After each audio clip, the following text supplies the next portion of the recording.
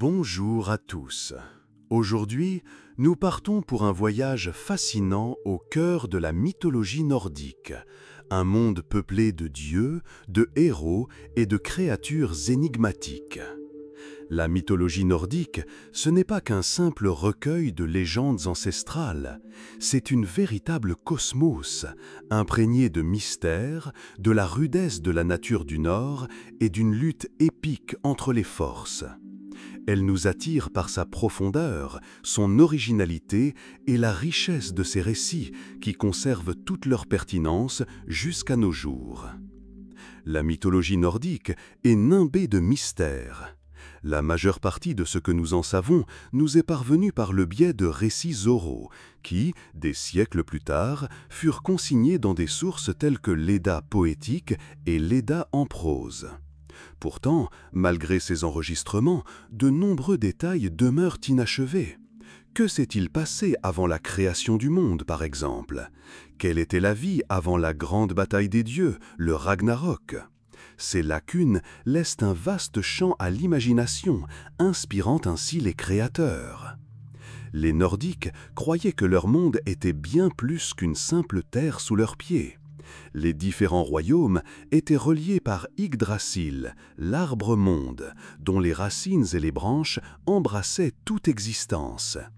Et chacun de ces royaumes, Asgard, Midgard ou Jotunheim, recèle ses propres secrets. Même les dieux eux-mêmes, comme Odin, le dieu suprême, prêt à tout sacrifier pour la connaissance, y compris son propre œil, ne nous intrigue-t-il pas quant à la raison pour laquelle la quête du savoir était primordiale pour lui? La mythologie nordique est née dans un contexte où la survie n'était pas une simple tâche, mais une lutte acharnée. Le climat rigoureux, les hivers glacials, les paysages hostiles, tout cela a laissé une empreinte indélébile sur la vision du monde des anciens nordiques. Leurs mythes sont des épreuves et des combats, non seulement contre des ennemis, mais aussi contre la nature elle-même. Imaginez le vent du nord cinglant le visage, la neige recouvrant la terre, et la nuit interminable où le monde semble s'être arrêté. C'est dans ces conditions que naissent les récits de héros combattant des géants, des monstres et même leur propre destin. Cette rudesse rend les mythes incroyablement réalistes et proches des gens, car la vie y est montrée telle qu'elle était, pleine de privations, mais aussi d'exploits. L'ampleur des mythes nordiques frappe l'imagination. Ici, rien n'est anodin. Chaque événement a une répercussion sur l'univers tout entier. La bataille entre les géants et les dieux n'est pas une simple confrontation entre deux forces, c'est une lutte qui détermine le destin du monde. Le Ragnarok n'est pas une simple fin, c'est une mêlée finale, après laquelle l'épique des mythes se manifeste à travers les héros qui accomplissent des exploits inimaginables. Thor, combattant les géants avec son marteau Mjolnir, Loki, le rusé, capable de renverser le cours des événements par sa seule agilité, ou Heimdall, qui monte la garde sur le pont Bifrost, prêt à être le premier à affronter l'ennemi dans la dernière heure. Chaque histoire se déroule sur fond d'événements grandioses. Un dragon gardant des trésors inestimables, le loup géant Fenrir menaçant les dieux eux-mêmes, ou encore Yggdrasil, l'arbre-monde, traversant la naissance et la mort de l'univers. Ces récits contiennent tout, de l'héroïsme aux tragédies, de la grandeur à la catastrophe. Et c'est ce qui les rend à la fois majestueux et profondément humains. Il ne faut pas oublier que la mythologie nordique est le reflet de l'époque des Vikings et de leur perception du monde et de la vie. Pour les Vikings, qui sillonnaient les mers, se battaient pour l'honneur, cherchaient le chemin vers le Valhalla, la mythologie n'était pas que des contes, c'était leur religion, leur philosophie et leur manière d'accepter et d'expliquer ce qui se passait autour d'eux. Ces mythes leur apprenaient à être forts, à accepter le défi du destin et à ne pas craindre la mort, car la mort n'était pas une fin, mais simplement un passage vers un autre monde. Le Valhalla attendait ceux qui étaient tombés héroïquement au combat, tandis que pour les autres, il y avait le Folkvangr, où régnait la déesse Freya. Même après la mort, la vie continuait, pleine d'aventures et de combats. Aujourd'hui, la mythologie nordique continue d'inspirer. Elle nous offre les figures de véritables héros, nous apprend à surmonter les difficultés et nous rappelle qu'après chaque ténèbre se cache une lumière. C'est un héritage qui nous relie au passé, démontrant que, malgré tous les changements, les aspirations et les rêves humains restent éternels. La majeure partie de nos connaissances sur la mythologie nordique nous est parvenue grâce à des sources écrites, principalement, comme nous l'avons déjà mentionné, l'Edda poétique et l'Edda en prose. Ces deux textes sont considérés comme fondamentaux pour la compréhension des mythes et légendes de l'ancien monde nordique. L'Edda poétique, également connue sous le nom d'Edda des dieux, est un recueil de chants anciens transcrits au XIIIe siècle, mais remontant à des traditions orales bien antérieures. Ces poèmes racontent les destins des dieux et des héros, ainsi que le Ragnarok à venir, un événement apocalyptique annonçant la fin du premier monde et la naissance d'un nouveau. Elle est pleine d'énigmes et de métaphores qui suscitent encore des débats parmi les chercheurs. L'Edda en prose, créé par Snorri Sturluson, éminent historien et écrivain islandais, est en quelque sorte un manuel de mythologie. Son objectif n'était pas seulement de préserver les récits anciens, mais aussi d'aider les poètes de l'époque à utiliser les images mythologiques dans leurs œuvres. Ce livre présente les mythes en prose, souvent avec des explications et des interprétations de l'auteur lui-même. Mais avant l'apparition de ces textes écrits, les mythes étaient transmis oralement. La création orale jouait un rôle clé dans la culture nordique.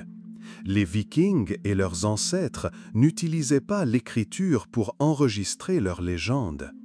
Il existait des skalds, poètes et conteurs qui mémorisaient et transmettaient les histoires de génération en génération. Ces maîtres de la parole ne se contentaient pas de divertir leur auditoire, mais remplissaient également une fonction éducative importante en inscrivant dans leurs œuvres des valeurs fondamentales telles que l'honneur, le courage, la fidélité et la quête de la gloire.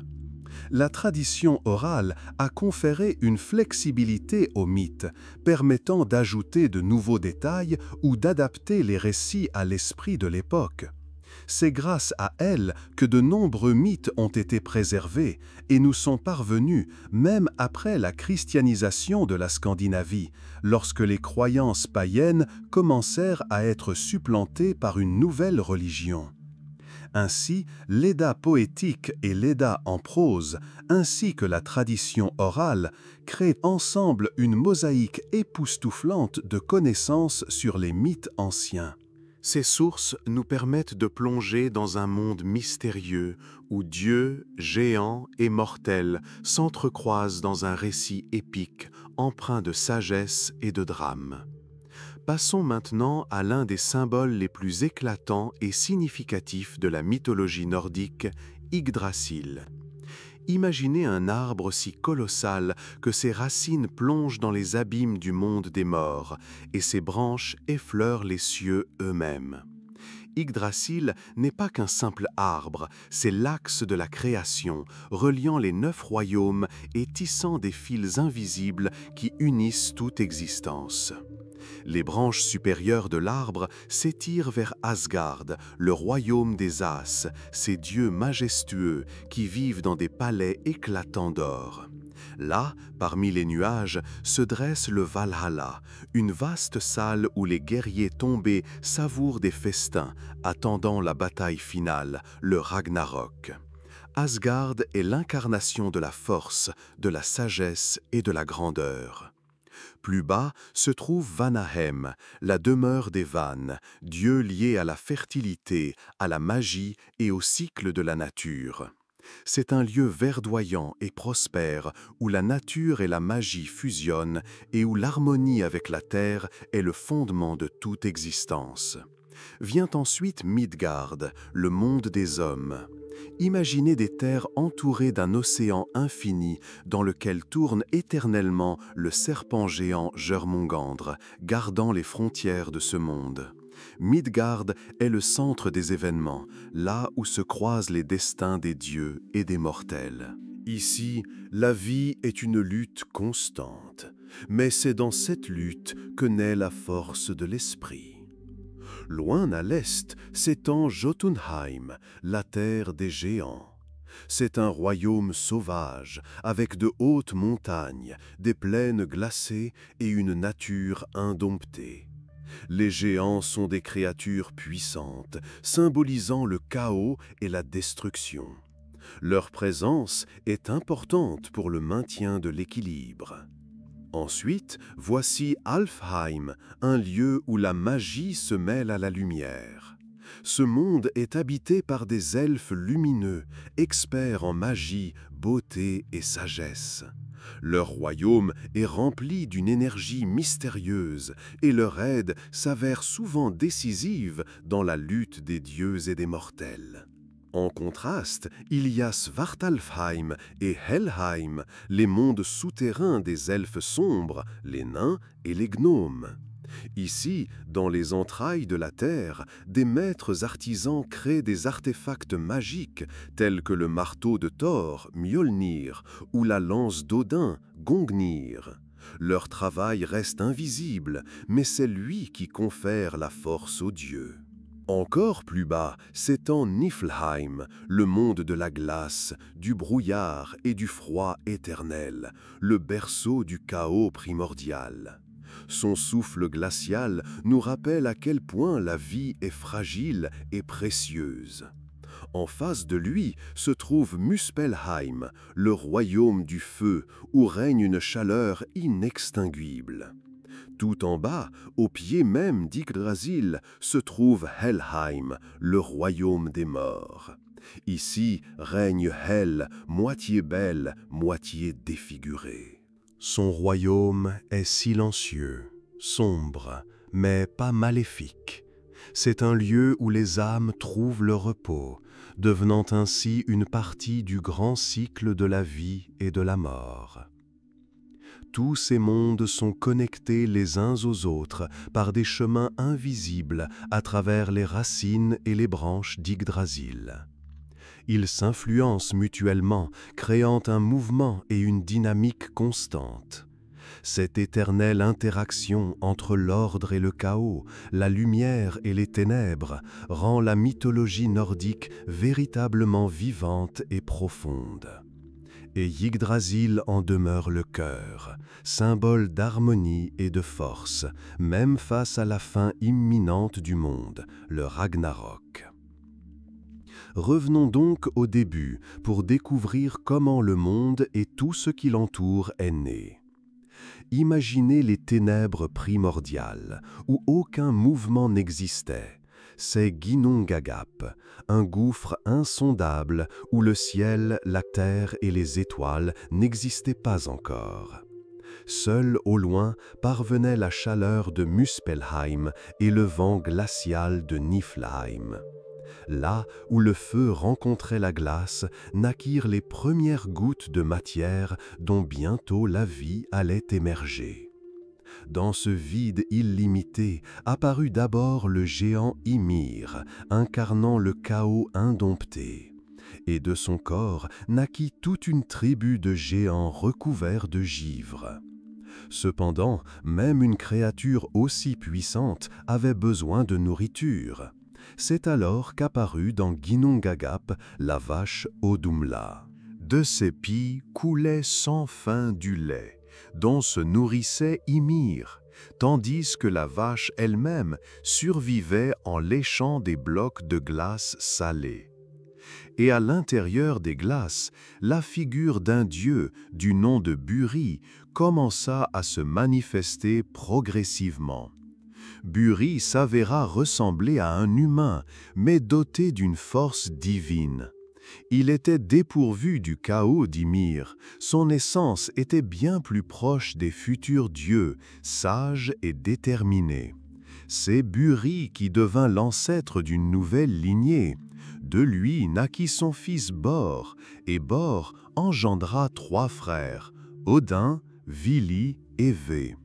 Ils grandirent au milieu du vide infini, mais ressentaient un appel à l'action. Le monde demeurait trop longtemps dans un état de chaos, et tôt ou tard, il devrait entrer en lutte avec les géants qui proliféraient du corps d'Ymir. Les frères comprenaient que tant que le monde serait dirigé par les éléments, par les géants, il n'y aurait pas de véritable ordre. Bientôt, une lutte éclata entre les dieux et les géants de glace. Le tout premier Ymir devint la cible principale des 3 frères. La mort de ce géant signifiait non seulement le renversement de la force chaotique, mais aussi le passage à une organisation mondiale universelle. En tuant Ymir, les frères accomplirent un acte de création. Des flots sanglants du géant naquirent les océans et les rivières. De sa chair dense se forma la terre, et son squelette se transforma en montagnes qui ceinturèrent la nouvelle réalité. Les longs cheveux d'Ymir recouvrirent la jeune terre de forêts et d'herbes, et son crâne, s'élevant au plus haut, devint la voûte céleste majestueuse. Et pour que quelque chose luise au-dessus de cette voûte, rappelant la puissance du feu, les dieux prirent des étincelles de Muspelheim et les dispersèrent dans le ciel. C'est ainsi qu'apparurent les étoiles. Ainsi, de la faille illimitée de Ginnungagap naquit un cosmos ordonné. Mais dans ses profondeurs demeura à jamais le souvenir que le monde n'est pas né de l'harmonie, mais de la collision de 2 éléments hostiles, d'un sacrifice cruel. Le murmure primordial de Ginnungagap vit sous leur voûte céleste. C'est un rappel que même au cœur de l'ordre palpite ce chaos même, sans lequel il n'aurait eu aucun début. Après la création du monde, les dieux n'ont pas seulement mis de l'ordre dans le chaos, mais en sont aussi devenus les gardiens. Cependant, le cosmos n'est en aucun cas un endroit paisible.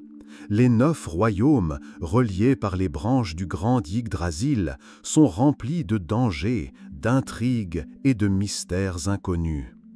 Au-dessus de tous ces royaumes s'élève Asgard, le domaine des dieux. En son centre vit leur chef et stratège principal, Odin. Odin est un dieu qui non seulement règne, mais étudie et réfléchit. Sa force ne réside pas dans la puissance brute, comme celle de Thor, ni dans la ruse, comme celle de Loki. Sa principale force est la sagesse. Une armée ne pourra vaincre un ennemi sans connaître sa faiblesse. C'est pourquoi la soif de savoir et la compréhension des mécanismes cachés de la création deviennent pour Odin l'objectif principal. Mais dans ce monde, tout a un prix. Et la légende raconte qu'Odin entendit un jour parler des puits de Mimir, une source remplie de la sagesse la plus ancienne. Ce puits se trouvait aux racines d'Yggdrasil. Ces eaux étaient un courant du passé, du présent et aussi du futur. Le gardien du puits était le géant Mimir, connu pour sa perspicacité incroyable. Lorsque Odin vint à Mimir et demanda à boire du puits, il se heurta à une condition qui aurait paru intolérable à tout autre. Mimir exigea en échange d'une gorgée son propre œil. Odin, sans réfléchir, s'arracha l'œil et le jeta dans les eaux du puits. À partir de ce moment, il devint borgne, mais acquit ce qu'il cherchait, la connaissance infinie. Mimir devint également une figure importante dans ses quêtes. Même après la mort du géant, sa tête, préservée par la magie, continuait de donner des conseils à Odin. Le dieu la portait toujours avec lui pour pouvoir entendre un avis sage à tout moment. Mais ce sacrifice ne fut qu'une première étape. Avec la sagesse vinrent aussi les prophéties de l'avenir, et il apprit une vérité terrible. Un jour, le monde périrait, et même les dieux ne pourraient l'empêcher. C'est à partir de ce moment qu'il commença à élaborer ses plans pour sauver le reste du monde, tentant de prévenir l'inévitable. La soif de savoir poussait Odin dans les endroits les plus dangereux. Un jour, il se rendit à Helheim, le sombre royaume des morts, pour invoquer l'âme d'une magicienne défunte. Il cherchait des réponses sur l'avenir, sur la manière dont se déroulerait la fin des temps, et si elle pouvait être évitée. Le chemin vers Helheim fut ardu. Ce monde était sous le règne de Hel, fille de Loki, et était entouré d'un mur de serpents et de chair en décomposition. Pour y accéder, Odin prit l'apparence d'un vieil homme et traversa des terres dangereuses peuplées d'esprits des morts. En rencontrant la magicienne, il put entendre la prophétie du Ragnarok. La magicienne lui raconta comment le monde serait consumé par le feu, comment le loup Fenrir briserait ses chaînes, comment le serpent Germongandre surgirait des profondeurs de l'océan, et comment les As eux-mêmes tomberaient dans cette ultime bataille. Odin ne cherchait pas seulement à percer les mystères, mais il apporta également au monde des connaissances qui n'existaient pas auparavant. Il s'agit des runes, symboles à travers lesquels on pouvait contrôler la réalité. Mais la création des runes exigea un sacrifice incroyable. Pour découvrir le secret des runes, Odin passa 9 jours et 9 nuits suspendu à l'arbre-monde Yggdrasil. Avant cela, il se transperça de sa propre lance. Sans nourriture ni eau, il contemplait l'abîme du cosmos et cherchait des réponses. La légende raconte qu'à ce moment-là, il mourut et renaquit, acquérant la compréhension des runes. Chaque rune portait en elle une force particulière. Ce n'étaient pas de simples symboles, mais des outils permettant d'influencer le destin. Avec les runes, on pouvait invoquer la protection, prédire l'avenir ou même le modifier. Ces symboles devinrent une partie importante de la magie, tant pour les dieux que pour les hommes. Les histoires d'Odin montrent que la connaissance est la plus grande force, mais son prix est toujours élevé. Il a donné un œil, versé son propre sang et même risqué sa vie pour en apprendre davantage sur le monde. Après tant de sacrifices et d'épreuves traversées par Odin pour la sagesse et la protection du monde, il est temps de se pencher sur d'autres personnages clés du panthéon nordique. Ceux qui complètent cette histoire non seulement par leur force, mais aussi par leurs ruses et leurs contradictions éclatantes. Peut-être que l'un des thèmes les plus captivants de cette mythologie est Thor et Loki. Thor est l'incarnation de la force, de la détermination et de l'intrépidité. Fils d'Odin et de la déesse de la terre Jörd, il a hérité de la force de son père, mais il manque de ruse et de subtilité. Thor est aussi direct qu'un coup de foudre. Il est toujours prêt à se battre et ne réfléchit jamais aux conséquences. Son arme principale est le légendaire marteau Mjolnir, forgé par les nains forgerons, les frères Brok et Sindri. Ce marteau pouvait détruire des montagnes, frapper des géants et revenir dans la main de Thor, quelle que soit la distance à laquelle il était lancé. Mais pour maîtriser une telle force, Thor portait des gants de fer et la ceinture magique Meggingjord qui doublait sa puissance. Ces attributs le rendaient non seulement fort, mais pratiquement invincible. Les ennemis de Thor étaient avant tout les géants ou Jotnar.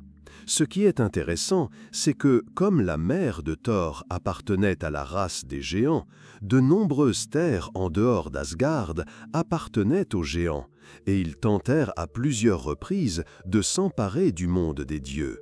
Mais chaque fois que la menace devenait trop proche, Thor levait Mjolnir et partait en campagne.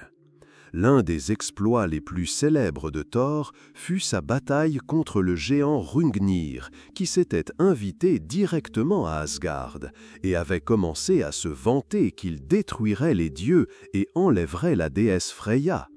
Pour défendre l'honneur d'Asgard, Thor défia Hrungnir en duel. La bataille eut lieu aux frontières des mondes. Hrungnir s'était armé d'un bouclier de pierre géant et d'une meule, espérant qu'il résisterait au coup de Mjolnir. Mais seul le marteau de Thor traversa la cible avec un fracas, et le géant lui-même fut écrasé. Cependant, un fragment de la meule atteignit la tête de Thor, le mettant presque à mort. Mais même blessé, il resta inflexible. Une autre histoire célèbre est le voyage de Thor et Loki dans le royaume des géants, Utgard. Tout commença par le fait que Thor, le dieu du tonnerre, protecteur d'Asgard, partit pour des terres lointaines au-delà du monde habituel. Son objectif était simple, prouver qu'aucun géant, aussi rusé ou fort soit-il, ne pouvait rivaliser avec lui. Thor, comme toujours, emmena avec lui Loki, son compagnon de nombreuses aventures, ainsi qu'Utgarda-Loki, un jeune garçon mais extraordinairement rapide qui devint par la suite son fidèle serviteur. Lorsqu'ils atteignirent enfin Utgard, Thor remarqua immédiatement le palais majestueux qui se dressait devant lui. Il était si immense que Thor et ses compagnons purent simplement passer par la porte. À l'intérieur, ils furent accueillis par Utgarda-Loki, le dirigeant de cet endroit, dont le sourire cachait quelque chose de sinistre.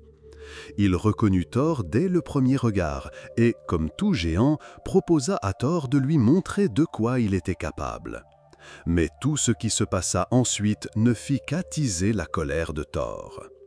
Lorsqu'on lui proposa de boire dans une coupe, il pensa qu'il s'agissait d'une simple épreuve, car qui d'autre pourrait boire plus que le dieu du tonnerre? Thor leva la coupe et prit une énorme gorgée, puis une autre, mais le niveau du liquide ne diminua presque pas. Pour lui, habitué aux victoires, c'était impensable. Alors, Utgarda-Loki proposa une autre épreuve, soulever un chat. Quoi de plus simple, semblait-il? Thor s'approcha, le prit par les pattes et essaya de le soulever, mais le chat n'avait aucune intention de bouger. Thor tendit ses puissants muscles, son visage rougit d'effort, et il ne parvint à détacher qu'une seule patte du sol. En colère et humilié, Thor exigea encore une épreuve. Cette fois, on lui proposa de lutter contre une vieille femme nommée Hel. Thor se rua au combat, prêt à prouver sa force, mais la vieille femme se révéla étonnamment forte. Thor fit de son mieux pour la déplacer, mais elle restait comme enracinée au sol. À un moment donné, il s'agenouilla même devant elle. Personne ne pouvait croire ce qui se passait. Ce n'était pas celui qu'il connaissait. Il était confronté à quelque chose d'invincible par la simple force. Le lendemain, alors qu'il se préparait à quitter Utgard, Utgarda-Loki lui révéla la vérité. Chacune de ces épreuves n'était pas ce qu'elle semblait être. La coupe était liée à l'océan, le chat au serpent du monde et la vieille femme à la vieillesse elle-même que personne ne peut vaincre. Thor resta là, serrant son marteau, prêt à tout détruire, mais Utgarda-Loki et son palais disparurent, le laissant sur une plaine déserte. Ce voyage devint un rappel pour Thor que même la force a ses limites. Mais il n'y vit pas une défaite. Pour Thor, c'était un défi auquel il répondrait un jour. Mais peut-être que le mythe le plus populaire concernant Thor est l'histoire du vol de Mjolnir. Un jour, Thor se réveilla et découvrit que son marteau Mjolnir avait disparu. Ce n'était pas seulement une arme. Sans elle, Asgard devenait vulnérable aux attaques des géants. En panique, Thor se tourna vers Loki, connu pour son esprit vif. Loki découvrit que le marteau avait été volé par le géant Thrym et caché au plus profond de son royaume. Thrym posa une condition audacieuse. Il ne rendrait le marteau qu'en échange de la main de la déesse Freya. Bien sûr, Freya refusa, mais Loki imagina un plan ingénieux. Thor fut déguisé en robe de mariée et paré pour la fiancée. Loki, quant à lui, se fit passer pour sa servante. Bien que Thor fût en colère face à cette humiliation, il accepta, comprenant qu'il n'y avait pas d'autre issue. Lorsque la fiancée arriva chez Thrym, celui-ci organisa un banquet. Thor, prétendant être Freya, mangea pour 3, ce qui surprit beaucoup les géants. Loki justifia cela en disant « Elle était tellement stressée avant le mariage qu'elle n'a pas mangé depuis plusieurs jours ». Lorsque Thrym décida de donner Mjolnir comme gage de mariage, Thor saisit le marteau, arracha son voile et, avec rage, détruisit le géant et toute sa suite. Cet incident montra comment la ruse de Loki et la force de Thor pouvaient ensemble résoudre n'importe quel problème. Faisons connaissance avec Loki, sans doute le personnage le plus ambigu de toute la mythologie. Il est l'incarnation des contradictions. Géant d'origine, mais vivant parmi les dieux d'Asgard. C'est un trompeur qui sauve le monde, ou le met au bord de la ruine. Il est à double visage, charmant pour certains, destructeur pour d'autres, moteur du changement. Et pourtant, une chose est sûre, sans Loki, la mythologie serait bien moins captivante. Mais pour comprendre pourquoi Loki est tel que nous le connaissons, il faut examiner ses origines, son caractère et ses actes les plus marquants. Loki naquit parmi les géants, fils de Laufey, et sa mère était Farbauti. Sa seule origine détermina la double nature de Loki. Il était lié au monde du chaos, mais ne suivait en aucun cas les coutumes de son peuple. Il était également inhabituel que Loki devienne un allié des dieux d'Asgard. Il n'était pas seulement leur compagnon, mais aussi le frère adoptif d'Odin lui-même. Qu'est-ce qui poussa Odin à accepter Loki à Asgard? Peut-être sa ruse, sa débrouillardise et sa capacité à résoudre des problèmes complexes, des qualités qui faisaient parfois défaut aux autres As. Mais ce sont précisément ces traits, combinés à son amour de la liberté et à sa tendance à la tromperie, qui firent de Loki une figure suscitant à la fois l'admiration et la méfiance. Loki n'était pas simplement un dieu, il était un catalyseur d'événements. Là où il apparaissait, des changements commençaient toujours. Ses capacités de métamorphose, en oiseau, poisson, femme ou même cheval, lui donnaient des possibilités illimitées. Un jour, Loki, pour aider Odin, se transforma en jument et devint la mère du cheval à 8 pattes, Sleipnir, qu'il offrit plus tard à Odin. C'est là que réside la nature de Loki. Il pouvait apporter une aide énorme, mais cela se produisait souvent après qu'il ait lui-même créé des problèmes. L'une des histoires les plus célèbres qui révèle cette dualité de Loki est le vol d'Idun. Idun est la déesse de la jeunesse, gardienne des pommes magiques qui donnait aux dieux d'Asgard une jeunesse éternelle. Chaque fois que les As se réunissaient pour un banquet, Idun sortait ses pommes, et à chaque bouchée, les dieux redevenaient forts et jeunes. Mais un jour, Asgard fut privé de ce don, et Loki, comme toujours, en fut le coupable. Un jour, Loki partit en voyage avec Odin. Pendant leurs errances, ils se retrouvèrent dans des terres arides où il n'y avait absolument rien à manger. Ils aperçurent un taureau puissant et les dieux décidèrent de le préparer. Mais peu importe combien ils essayaient, la viande ne cuisait pas. La raison devint claire lorsqu'un géant nommé Tiazi apparut au-dessus d'eux sous la forme d'un aigle. Il arrêta le feu par sorcellerie et exigea qu'on lui donne une partie de la viande. Loki, comme toujours, voulut ruser et lança un défi audacieux au géant. Mais il s'en prit à ceux avec qui on ne peut pas jouer à ce genre de jeu. Tiazi attrapa Loki dans ses serres et l'emporta haut dans le ciel. En échange de sa liberté, le géant exigea que Loki l'aide à voler Idunn et ses pommes magiques. De retour à Asgard, Loki conçut un plan astucieux.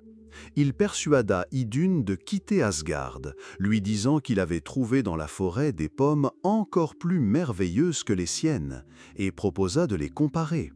Dès qu'Idunn sortit d'Asgard, Thiazi, sous la forme d'un aigle, l'attrapa et l'emporta dans son royaume.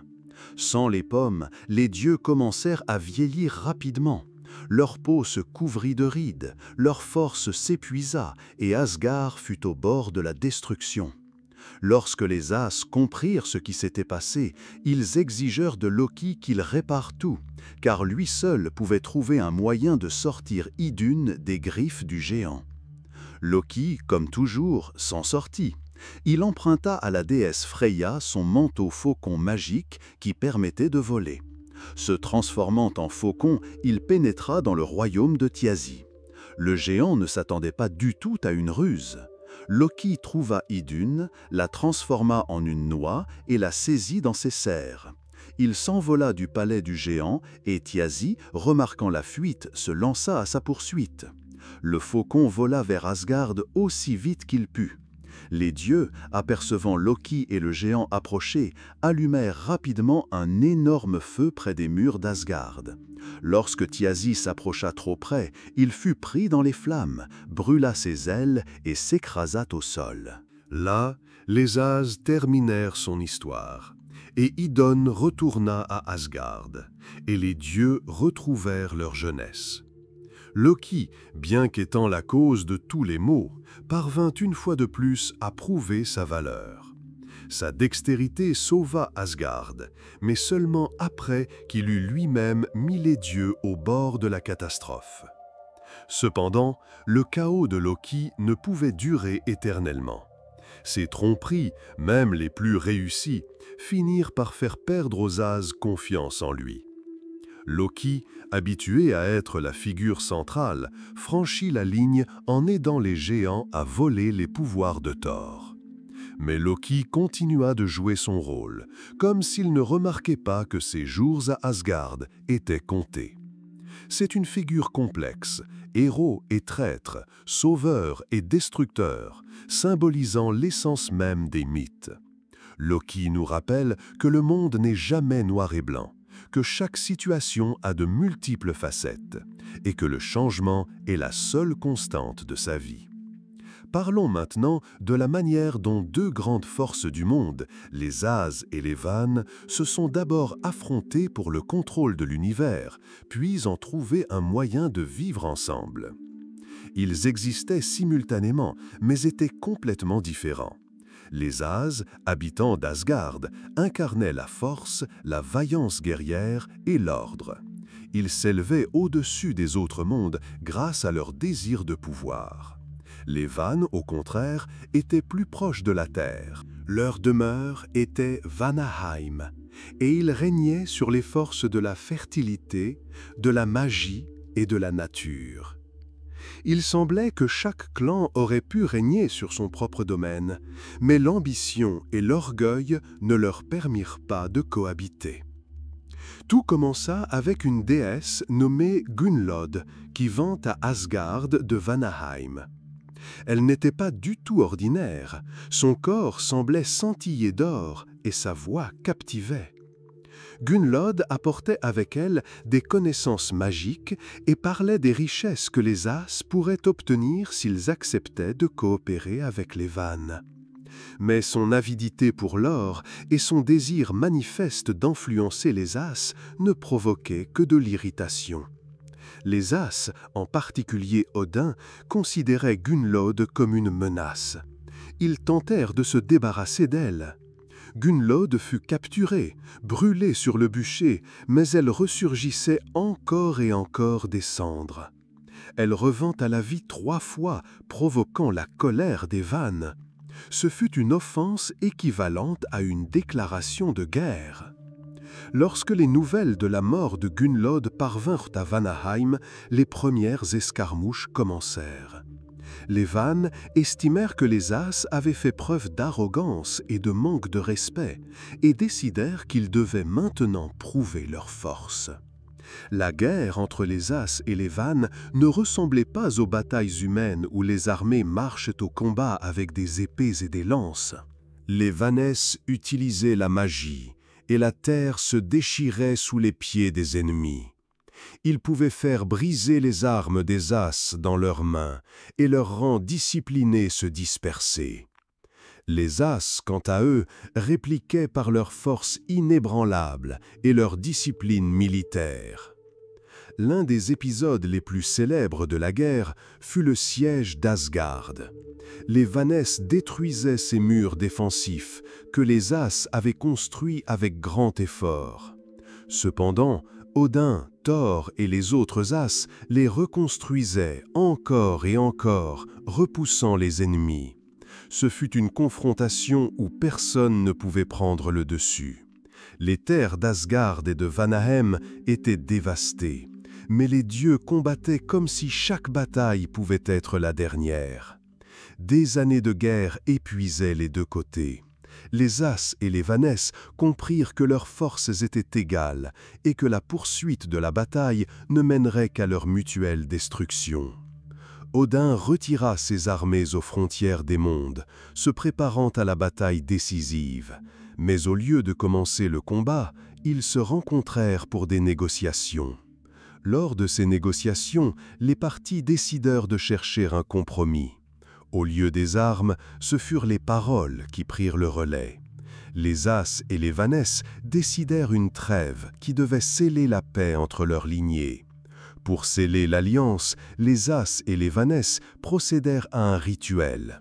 Ils recueillirent leur sang dans un seul récipient qui symbolisait leur union.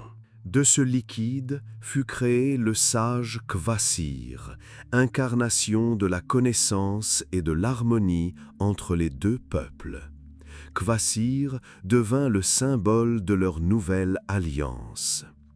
L'une des conditions clés de la paix fut l'échange d'otages.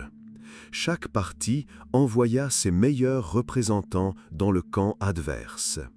Les Vannes envoyèrent Njord, Freyja et Freyr. Njord, dieu des mers, des vents et de la richesse, devint l'un des dieux vénérés d'Asgard. Ses enfants, Freyja et Frey, apportèrent à Asgard la magie, la fertilité, la prospérité et l'amour. Freyja enseigna également aux As l'art du seidr, une magie qui permettait de prédire l'avenir et de maîtriser le destin. Les As, quant à eux, envoyèrent Honir, qui ne pouvait prendre de décision sans l'avis du sage Mimir. Furieux de cela, les Vannes décapitèrent Mimir et renvoyèrent sa tête à Asgard. Odin, pour ne pas perdre la connaissance de Mimir, ranima la tête grâce à la magie. Depuis lors, la tête de Mimir devint le conseiller d'Odin. La trêve changea les deux lignées de dieux. En unissant leurs efforts, les As et les Vannes créèrent un cosmos plus harmonieux. Les Vannes donnèrent à Asgard des connaissances magiques et un lien avec la nature, tandis que les As aidèrent les Vannes à maîtriser l'art guerrier et à renforcer leur monde. Mais la paix entre As et Vannes n'était pas absolue. L'ombre de la rivalité ne disparut jamais complètement, et parfois cela se manifesta par de petits conflits. Néanmoins, l'alliance entre les deux lignées devint l'une des bases du cosmos.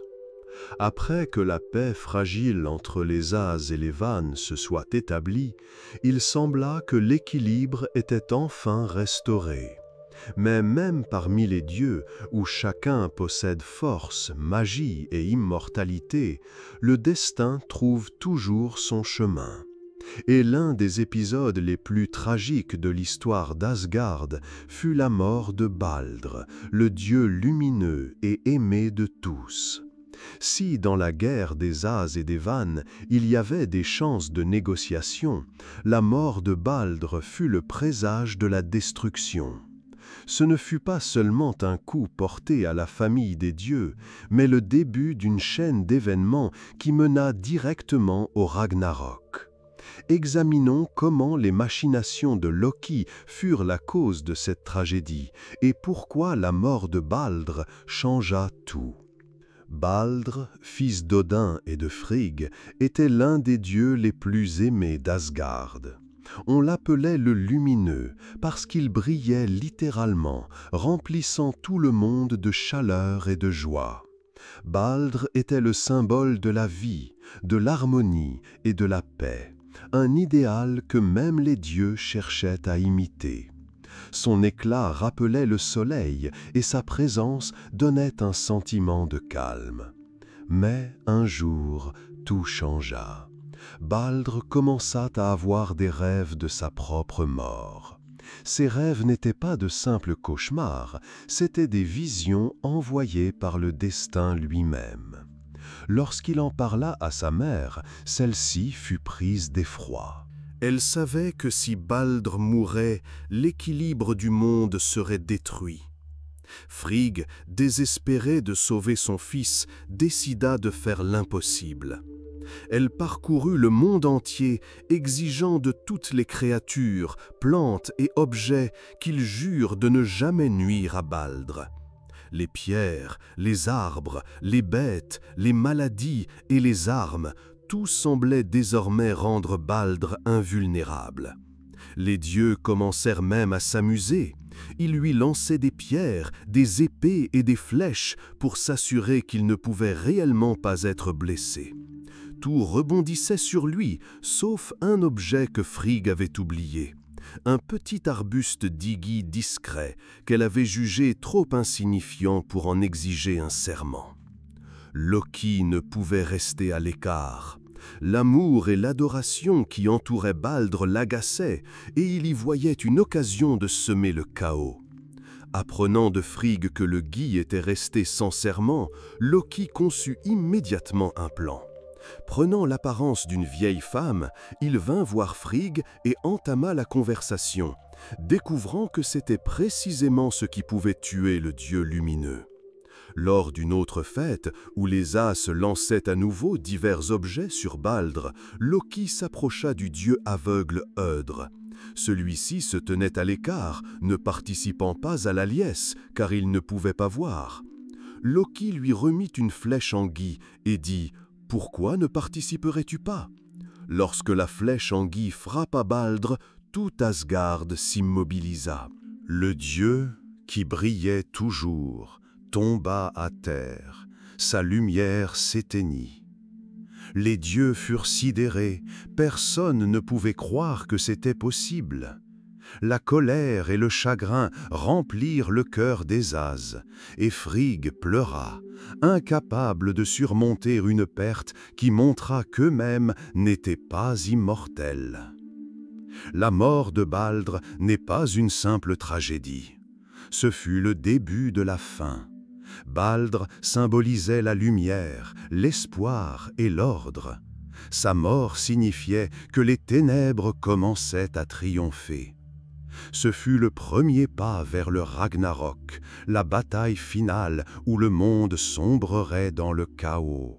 C'est une tragédie qui est restée gravée non seulement comme un présage de la fin, mais aussi comme un symbole de la fragilité du monde des dieux. Mais tant que la fin des temps n'est pas arrivée, les As continuèrent à lutter contre les menaces qui pouvaient nuire à leur ordre. Certaines de ces menaces étaient liées à des monstres nés du chaos et de Loki lui-même. L'une de ces créatures devint Fenrir, un loup énorme dont la puissance effrayait même les dieux. Et parmi toutes ces batailles, les actes héroïques des dieux se distinguent, comme Tyr, le dieu de la guerre. Fenrir, un loup immense et fils de Loki, grandissait à une vitesse prodigieuse.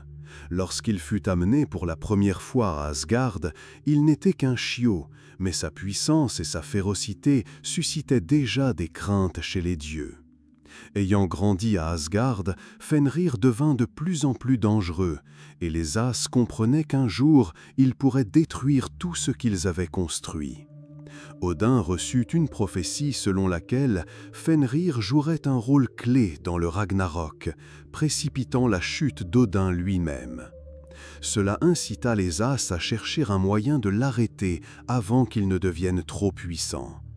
Cependant, aucun d'entre eux n'osait s'approcher du loup pour lui nuire, à l'exception d'un dieu, Tyr.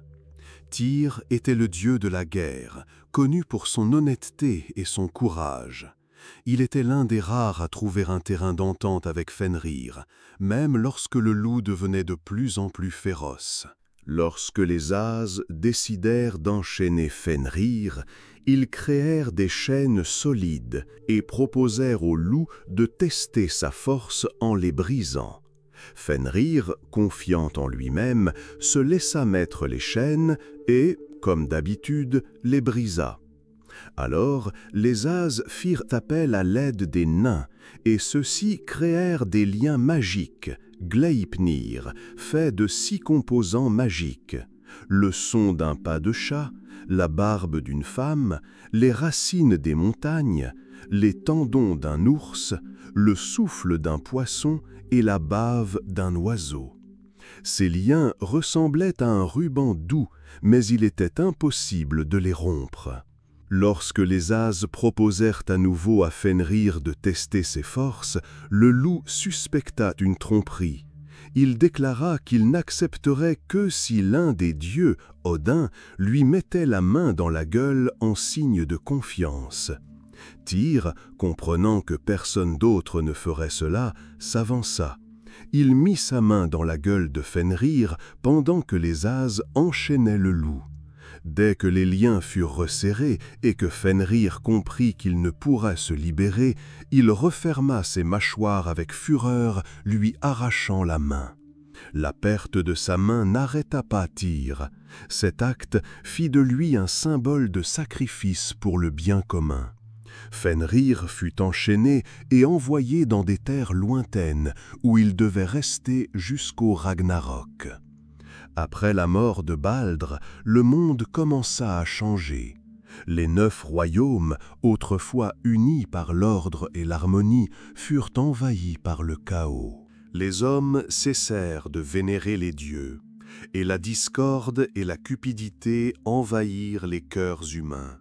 La guerre fraternelle devint l'un des principaux symboles de cette décadence. Selon les prophéties, les frères commenceraient à s'entretuer, les pères livreraient bataille à leurs fils, et le monde des hommes sombrerait dans des guerres sans fin. Le Ragnarok ne commencerait pas à Asgard, mais parmi les mortels, dont les actes auraient des répercussions sur l'ensemble.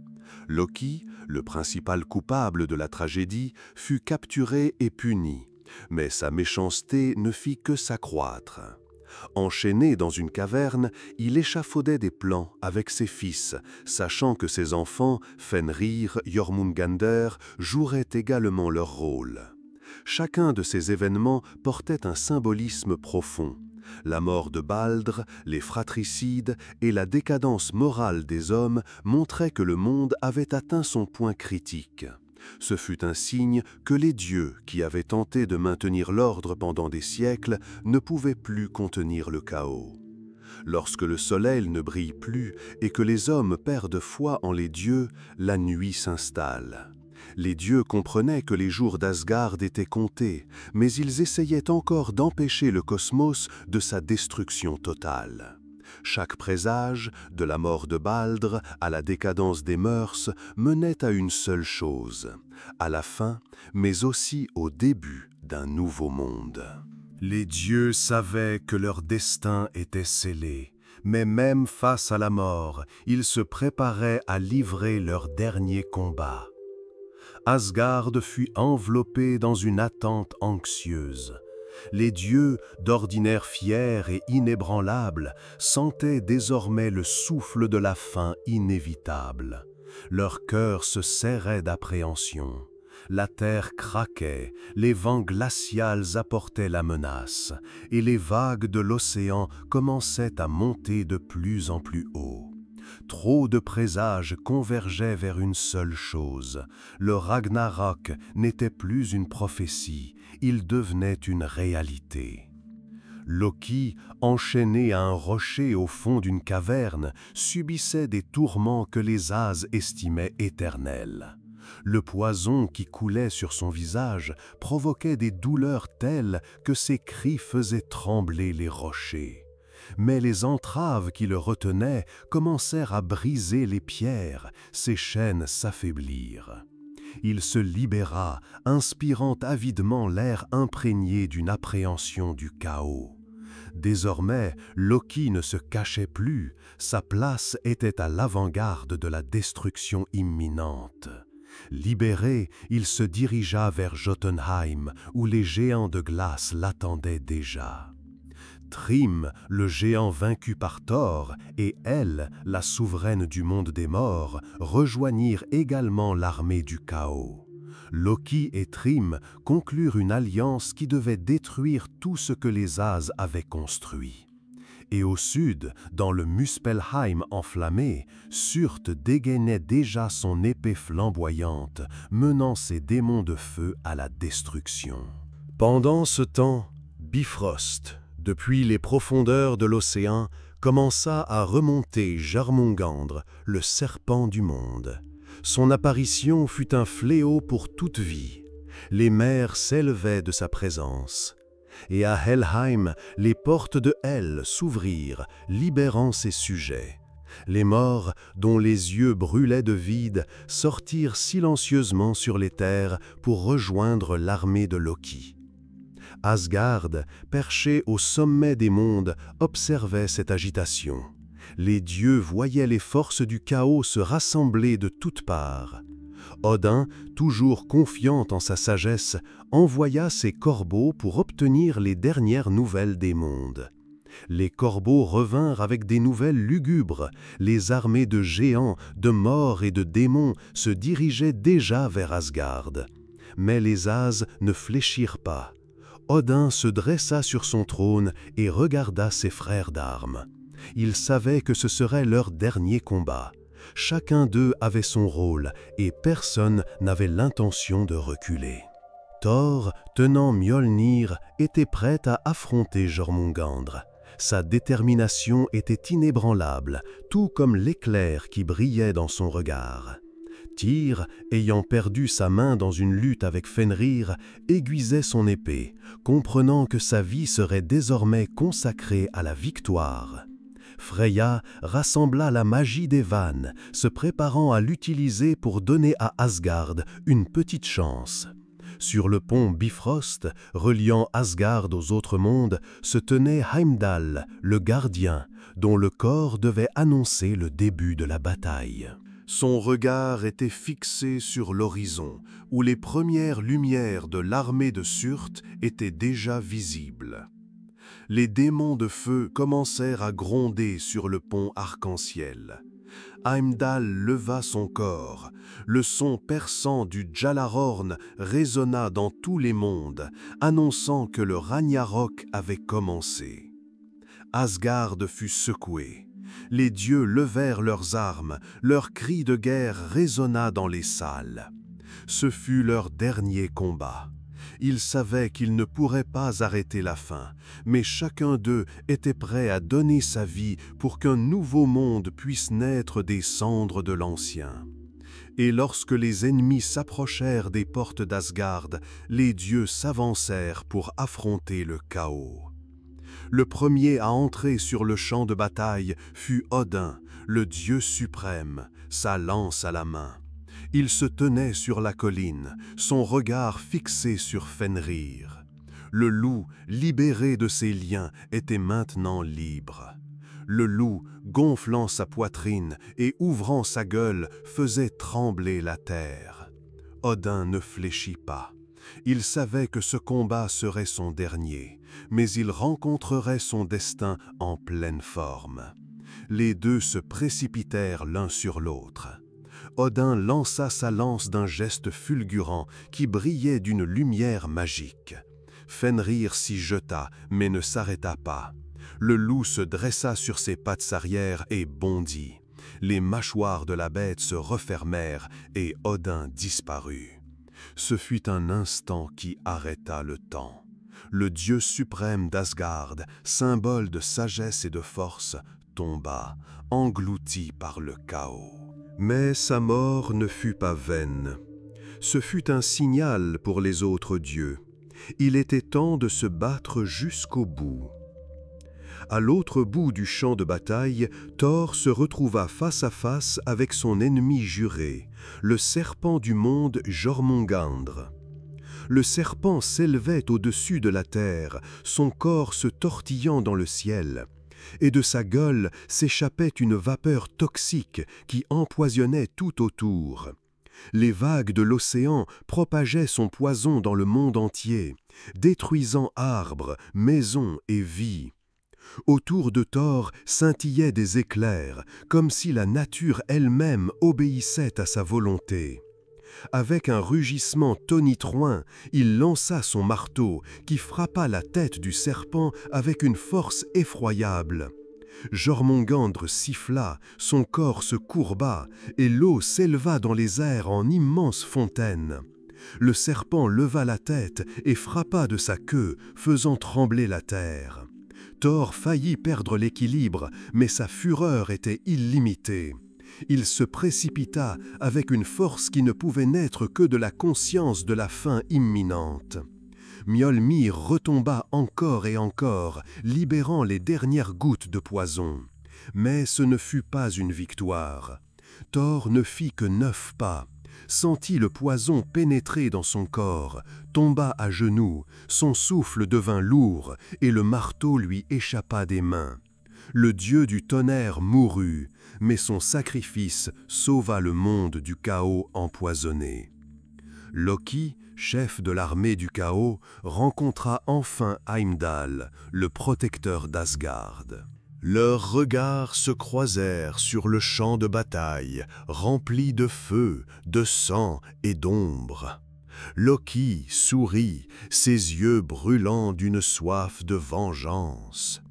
Heimdall, avec le corps Jallarhorn dans une main et une épée dans l'autre, se tenait comme un mur inébranlable. Sans plus de mots, ils se précipitèrent l'un sur l'autre. Loki, rapide et sournois, esquivait les coups. Heimdall, quant à lui, son poignard virevoltait dans les airs, laissant de profondes blessures sur les armures du gardien. Les coups étaient précis et sa force inébranlable. La lutte était désespérée. Loki utilisait toutes ses ruses, se transformant en ombre, déviant les coups, mais Heimdall combattait comme l'incarnation de l'ordre. Finalement, les deux s'infligèrent des blessures mortelles. Leurs corps tombèrent simultanément et leur sang se mélangea à la terre sous leurs pieds. Tous deux tombèrent et leur combat resta nul. Au milieu de ce chaos, alors que dieux et monstres mouraient les uns après les autres, les branches d'Yggdrasil, l'arbre-monde, tremblaient. Ses racines, imprégnées du poison de Jormungandr, commencèrent à se flétrir.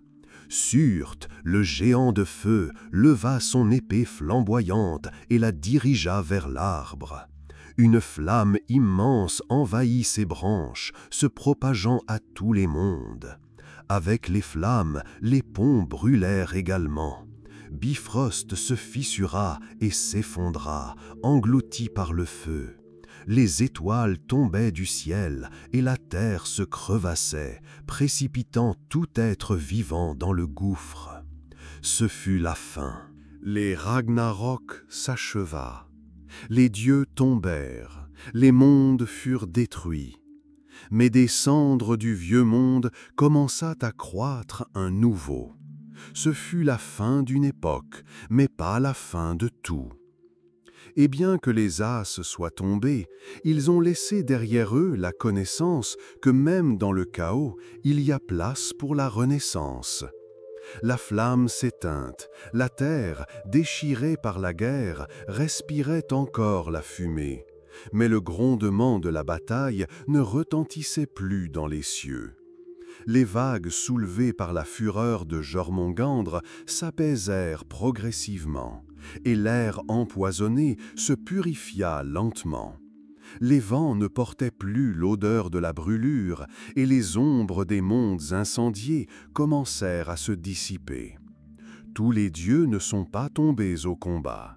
Parmi le feu et le chaos, il y eut ceux que le destin permit de voir la nouvelle aube. Les deux fils de Thor, Mani et Modi, survécurent au Ragnarok. Ils étaient encore jeunes, mais leur force était grande. Ils trouvèrent Mjolnir, le marteau que leur père avait tenu dans ses mains dans ses derniers instants. Ce marteau leur appartenait désormais, comme héritage de Thor, symbole de protection et de tonnerre.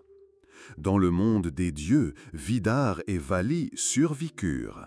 Vidar, fils d'Odin, était connu pour sa force silencieuse. C'est lui qui vengea la mort de son père en déchirant la gueule de Fenrir. Il resta debout parmi les ruines, invaincu, prêt à faire renaître Asgard. Vali, un autre fils d'Odin, survécut également. Il fut celui qui naquit pour venger Baldr, mais désormais un autre destin l'attendait, créer un nouveau monde. Mais peut-être le plus étonnant fut le retour de Baldr lui-même. Son esprit n'avait pas disparu, il n'était pas resté à jamais dans les salles froides de Helheim. Lorsque la bataille fut terminée, lorsque les 9 mondes secoués par leur dernier souffle, Baldr revint du royaume des morts. Désormais, Baldr, autrefois tombé par les machinations de Loki, devait devenir le nouveau souverain du monde renaissant. Mais qu'en est-il des hommes? Ne faisaient-ils pas partie de cette histoire? Cachés profondément dans les racines d'Yggdrasil, 2 humains nommés Liv et Liftrazir survivèrent. Ils ne furent pas touchés par le feu de Surte. Ils donnèrent naissance à une nouvelle humanité qui allait à nouveau remplir le monde. La cendre retomba. Le soleil, autrefois caché derrière des nuages de fumée et de poison, se leva à nouveau sur le ciel. C'était un nouveau soleil, la fille de l'ancien astre qui mourut pendant la bataille. Désormais, sa lumière touchait la terre, la ranimant. Là où auparavant sévissaient les vagues et le feu, l'air repoussait à nouveau. La forêt, brûlée par le feu de Surte, commençait à repousser. Les ruisseaux, empoisonnés par le serpent, devenaient purs. Même l'air lui-même, qui était lourd de cendres, devint léger et frais. À la place d'Asgard, il ne restait plus qu'une friche. Les halls d'Odin, de Thor, de Frigg et de tous les autres dieux s'étaient transformés en ruines. Mais à l'horizon, un nouveau Asgard commençait à apparaître. Il était plus modeste, plus silencieux, mais il n'était pas autant contraint par une puissance que le monde précédent. Le monde naissait à nouveau. Baldr, revenu du royaume des morts, était désormais prêt à devenir le souverain de ce nouveau monde. Il regarda ses frères et sut qu'ensemble, ils bâtiraient quelque chose de nouveau, quelque chose de meilleur que ce qui avait existé auparavant. Dans ce nouveau monde, il n'y avait pas de place pour le chaos de Loki, pour la soif de pouvoir débridé d'Odin, pour les tempêtes destructrices de Thor. C'était un monde où l'ordre et la nature existaient en harmonie. Mais à sa base même, il restait une trace du passé, le souvenir du Ragnarok, du fait que même les dieux ne sont pas éternels. Le nouveau monde était meilleur, mais il savait qu'un jour, la fin pourrait à nouveau arriver. Le soleil brillait et les feuilles poussaient sur les branches. La vie avait une chance. C'était là le plus important. Les histoires de dieux, de héros et de prophéties n'ont pas disparu avec l'arrivée de la nouvelle ère. Même après la chute d'Asgard, leurs figures continuent de vivre. Les mythes que les anciens skaldes racontaient au coin du feu sont passés dans les livres, les films, les jeux, devenant une partie intégrante de la culture moderne. Aujourd'hui, Thor, Odin ou Loki sont connus même par ceux qui n'ont jamais ouvert les vieilles sagas. Ils sont passés dans les bandes dessinées, sont devenus des personnages de films et de séries. Bien sûr, leurs images changent souvent, s'adaptent à la nouvelle époque, mais l'essence reste la même. Thor reste le symbole de la force, le protecteur. Loki, la ruse et l'imprévisibilité. Odin, la sagesse et la stratégie. Leurs histoires s'entremêlent dans les récits modernes, montrant qu'elles sont éternelles. Dans les jeux vidéo comme God of War, la mythologie devient vivante, permettant aux joueurs de se confronter eux-mêmes aux dieux et aux monstres. Dans la littérature, des romans de Neil Gaiman à Percy Jackson, les anciens dieux reprennent vie. Et au cinéma, leurs histoires sont racontées encore et encore, parfois déformées, mais toujours reconnaissables. Pour beaucoup, ces histoires ne sont pas que des récits du passé. Elles ont façonné leur attitude envers la vie. Les Vikings ne craignaient pas la mort, car ils savaient que s'ils tombaient avec une épée à la main, ils iraient au Valhalla. Ils croyaient que même si le Ragnarok arrivait, il fallait se battre jusqu'au bout. Cet esprit, cette philosophie continue de vivre. Elle se manifeste dans les codes d'honneur, dans la tactique militaire, dans l'art. Aujourd'hui, les gens acceptent l'inévitabilité du changement. Les mythes ne sont pas de simples récits du passé. Ils façonnent le présent. Et c'est peut-être pourquoi la mythologie nordique continue d'inspirer des millions de personnes dans le monde entier. Mais ce ne sont pas seulement les dieux qui ont laissé leur empreinte dans l'histoire. Parmi les hommes aussi, il y eut ceux dont les noms sont devenus une partie du grand épopée. Et l'un des héros les plus célèbres, se tenant à la frontière de la réalité et du mythe, fut Ragnar Lothbrok. Apprenons donc enfin son histoire. C'était un homme, mais son nom sonnait comme s'il était sorti du mythe lui-même. Ses exploits étaient si grands que, même des siècles plus tard, il est impossible de dire où se termine l'histoire et où commence le conte. Il fut pirate, conquérant, dirigeant, époux de femmes puissantes, père de fils célèbres. Sa vie est un pont entre le monde des légendes et le monde de la réalité, et sa mort fut si symbolique qu'il est difficile de croire qu'elle aurait pu être une simple coïncidence. Les skaldes chantaient qu'il était un descendant d'Odin. Peut-être était seulement une belle métaphore, mais son destin lui-même rappelait le parcours d'un héros mythologique. C'était un roi qui vivait à une époque où le monde changeait. Il ne connaissait pas le repos, son épée cherchait toujours une nouvelle bataille, ses navires de nouvelles terres. Lothbrok n'est pas un nom de famille, mais un surnom signifiant « pantalon de cuir ». Les légendes disent qu'il portait des pantalons de cuir inhabituels, traités à la résine, pour se protéger des morsures de serpents. Mais peut-être n'était-ce qu'une tentative de se démarquer. Un nom qui a traversé les siècles. Il s'est rendu célèbre par ses raids en France, en Angleterre et en Irlande. Personne ne pouvait se sentir en sécurité si ces dracars apparaissaient à l'horizon. Ses campagnes les plus célèbres sont liées à Paris et à l'Angleterre. Ragnar n'était pas seulement un guerrier, mais un stratège et un homme qui trouvait toujours une issue.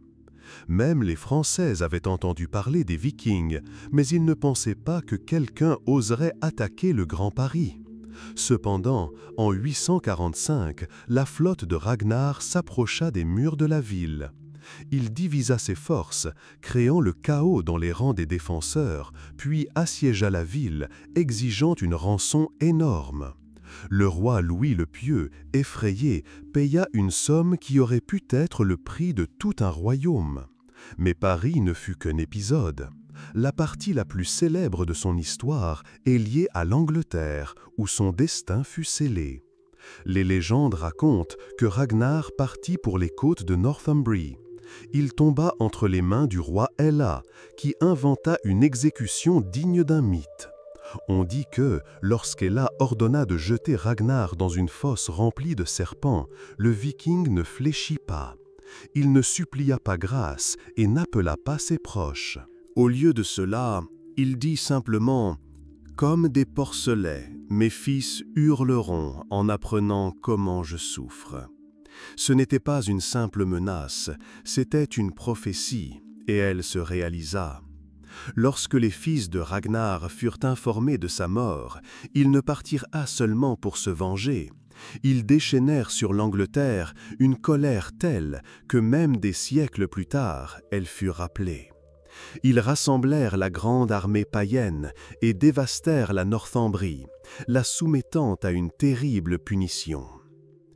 Et sur ce, notre conférence touche à sa fin.